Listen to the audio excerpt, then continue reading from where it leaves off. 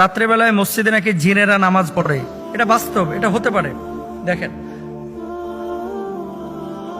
একেবারে মসজিদের ছাদ পর্যন্ত গিয়ে মাথা ঠেকছে, দুইজন নামাজ পড়তেছে, মসজিদের ছাদ পর্যন্ত গিয়ে মাথা ঠেকতেছে, এবং সিসি ক্যামেরায় ধরা পড়া এই ভিডিওটি। এগুলো আসলে যতক্ষণ পর্যন্ত আপনি নিজ চোখে না দেখবেন ততক্ষণ পর্যন্ত অনেকে বিশ্বাস করে না। রাসূল আকরাম সাল্লাল্লাহু আলাইহি ওয়াসাল্লামের সাথে জিনদের সমন্বিত সাক্ষাৎ ঘটেছে 6 বার, মদিনায় 3 বার, মক্কায় 2 বার, আর মক্কা মদিনার বাইরে 1 বার।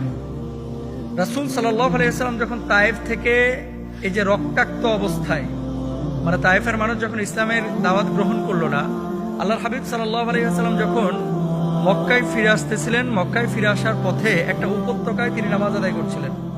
তো সেখানে কুরআনুল কারীম আল্লাহ রাসূল যখন সশব্দে তেলাওয়াত করছিলেন, ঠিক সেই মুহূর্তে 70 থেকে 80